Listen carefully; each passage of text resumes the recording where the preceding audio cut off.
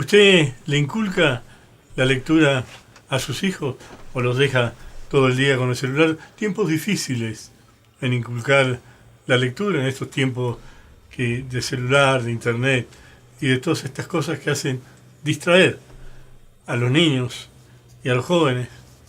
Yo nací en otra época, la época de que había que leer si no había otra forma de meterse en los mundos fantásticos. Y yo visité los mundos fantásticos de Julio Verne, porque era casi la lectura obligatoria. Conversaba con Carlos Ponce recién y decía, me imagino, habrás leído algo de Julio Verne. Y dice, sí, cómo no, si eran los libros que existían para niños que existían en la biblioteca de los hogares. Ahí estaba durmiendo la imaginación cristalina, pura, esa imaginación sin límite de Julio Verne. Tantas cosas nos contó Julio Verne y después hicieron realidad. Hasta el nombre de la perra que viajó al espacio con los rusos llamaba Laika. El mismo nombre le tenía a una perra de los viajes de Julio Verne. ¿Cómo le va, doctor? Bien, bien, Hugo. Sí, todo sumergido en el mundo de Julio Verne cuando éramos niños, ¿no? Sí, sí. Todo eso es cierto. Vamos a empezar el bloque, mandarle un saludo a una señora cuyo nombre desconozco, pero trabaja en la panadería de nuestro columnista estrella, así que me pidió libros tuyos, así que le llevé los que encontré. Bueno, después se los voy a reponer. No, igual eran los míos, pues los tengo dedicados, me los va a devolver. Habría que mandarle algún otro, sí. Sí. Pero así que le mandamos saludos, y hablando de Julio Verne y de la infancia, voy a aprovechar a mandarle un saludo camusiano a mi madrina, que me regaló los primeros libros de Julio Verne que yo tuve encuadernados. Y ahora voy a explicar cuál es el mejor libro de Julio Verne para mí. Pasado la parte formal, vamos a hablar de Julio Verne. Creo que no hace falta demasiada presentación. Julio Verne era francés, nació en Nantes en 1838 y murió en la misma ciudad en 1905. A diferencia de otros escritores que hemos traído de relatos de aventuras y fantásticos, y me viene ahora a la mente Salgari, por ejemplo, Julio Verne no tenía problemas económicos. Lo cual es un gran avance, porque parece que para escribir bien hay que pasar penuria. El padre de Julio Verne era un abogado muy famoso, y Julio Verne tenía que seguir el mismo destino, pero no terminó la carrera de abogacía, se dedicó a escribir. Y se dedicó a escribir narraciones, es uno de los padres de la ciencia ficción. Pero no es solo ciencia ficción, es algo más profundo, porque ciencia ficción pura podemos tener. ¿Quién no ha leído De la Tierra a la Luna? Que, como vos citabas recién, es una historia de un viaje interespacial que llega, que aluniza y vuelve, que eso es lo importante. ¿Quién no ha leído 20.000 leguas de viaje submarino? Que es un submarino nuclear, porque es un submarino que tiene autonomía para andar por debajo del agua durante meses y sin necesidad de salir a la superficie, y era autosuficiente. Pero a mí me gusta más, yo soy especial. El que más me gustó es 5 semanas en globo. 5 semanas en globo es una... Tiene otro viaje al centro de la Tierra, ¿no? Viaje al centro de la Tierra también, pero ese también podría ir dentro de la ciencia ficción, pero eso sería más que nada, sí, técnicamente ciencia ficción, pero eso tiene mucho de geología, digamos, es una cuestión más realista. ¿En qué se basaba Julio Verne para vagar en mundos que después casi fueron reales, ¿no? Es decir, no, casi no, que la mayoría se concretó. Yo supongo que era un hijo de su época, estamos hablando que nació en la última parte, o sea, en la mitad del siglo XIX, con lo cual era revolución industrial mediante, era el siglo de los avances. Era todo avance, hasta que la ciencia era la reina de la vida, ¿no? Era todo ciencia. Se me ocurre que podrá hacer eso. Y después tenía mucha imaginación y tuvo la suerte, que eso es lo que vamos a citar ahora. La suerte, no. O sea, se asoció con un editor francés que se llamaba Hetzel. Pero el mundo lo mimó. Sí, bueno, porque justamente quizás sea por eso. Era lo que ahora llamaríamos un bestseller. Todo el mundo leía a Julio Verne. Y por suerte viene una colección, que por eso lo trajimos, que es una colección que se vende en los kioscos, ¿no? Que están las obras de Julio Verne imitando o reeditando, mejor dicho, la colección de Hetzel. O sea que técnicamente estos son reproducciones de los originales. Acá tenemos 20.000 leguas de viaje submarino, Acá tenemos Viaje al centro de la Tierra, que fue el primero. Y acá tenemos La vuelta al mundo a los 80 días, que al que nos vamos a referir porque es el que segundo más me gusta.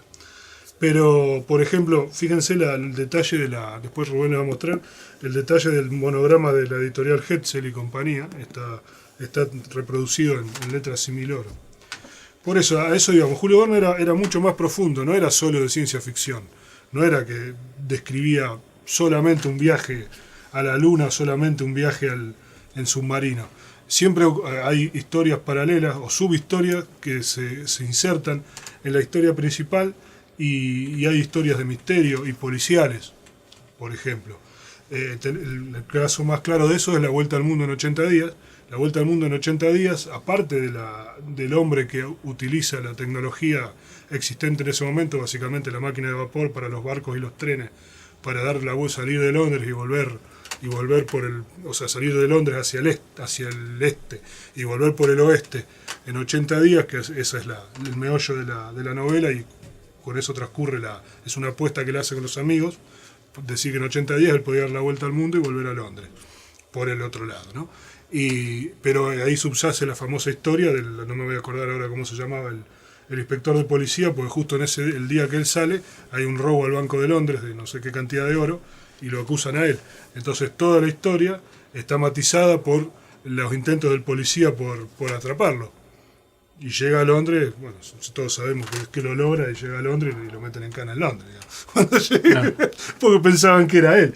Pero, digamos, lo mismo en el 20.000 leguas de viaje submarino, la historia que subyace es que este hombre, el capitán Nemo, que no es o sea, la 20.000 leguas de viaje submarino, ¿en qué se basa?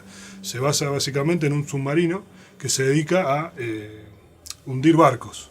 Hundir barcos como después hicieron los submarinos de bolsillo alemanes en la Segunda Guerra Mundial.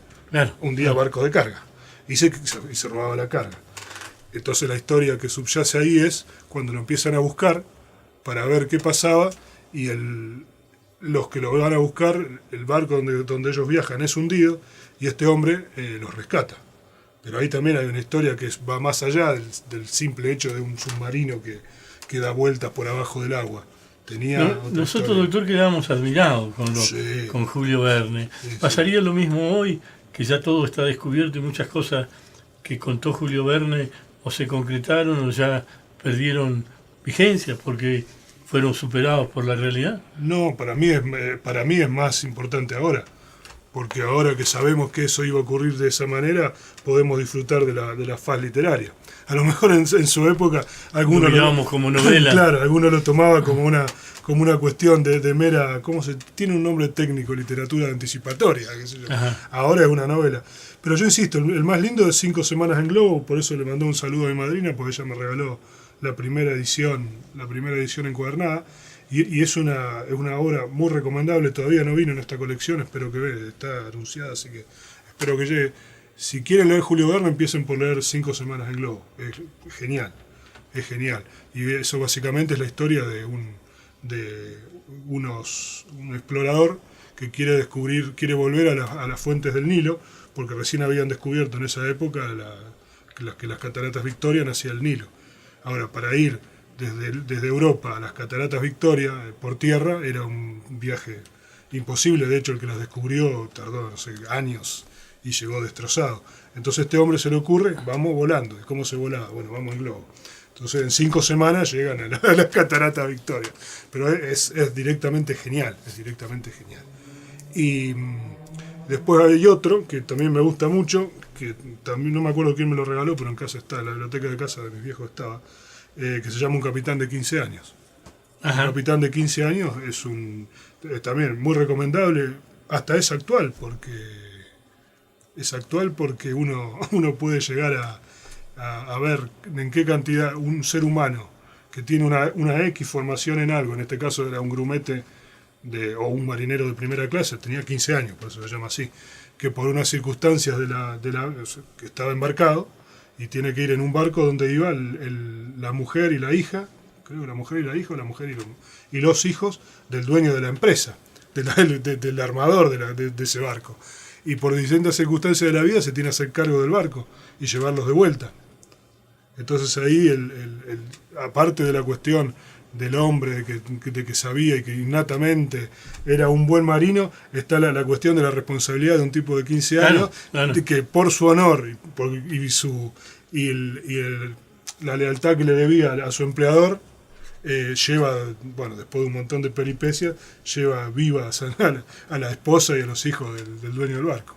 Doctor, ¿qué edad tenía Julio Verne cuando escribía estos libros? Y murió con 74 o 73 años, así que tendría alrededor entre los 20 y los 40, supongo que ya había publicado la mayoría. Pero hay muchísimos. 2 años de vacaciones, qué sé yo. Hay algunos que yo no conozco que van a estar en esta, que no escuché nunca, que están en esta colección. Pero no, era... ¿Usted dice que hay tiempo, doctor, de leerlo a Julio Verne? Sí, totalmente. Y bueno, yo a mi hijo se los hago leer y los lee. Pero mi hijo leyó los que yo tenía de cuando era chico. Era un clásico de la colección Villiquen. ¿Quién no ha tenido, ¿quién no ha tenido el Julio Verne en la colección Villiquen? La imaginación sin frontera, sí. La imaginación de Julio Verne. Pero yo creo que se puede leer ahora casi igual. Ah, bueno, y eso me había olvidado. En Viaje al Centro de la Tierra, hay una historia paralela que es una historia de amor, porque el auxiliar, o como se llamaba en esa época, el asistente del profesor que lidera la exploración para investigar esa caverna o esa falla que se hundía y no había forma de encontrarle fondo, lo obliga al asistente a acompañarlo, y el asistente estaba comprometido para casarse. Entonces el tipo todo el viaje tiene que luchar no solo contra la aventura y tratar de sobrevivir, sino que tiene que volver vivo y entero, pues lo están esperando para casarse. Entonces... realmente es maravilloso Julio Verne. Sí, es. Hay que leerlo, dice el doctor. Yo lo leí, es atrapante. Totalmente. Atrapaba a niños, no como Yarvide, pero atrapaba a niños con la lectura. Y sí, totalmente. Y esto yo entiendo que es absolutamente vigente. Gracias, doctor. Nos vemos, Hugo. Pausa.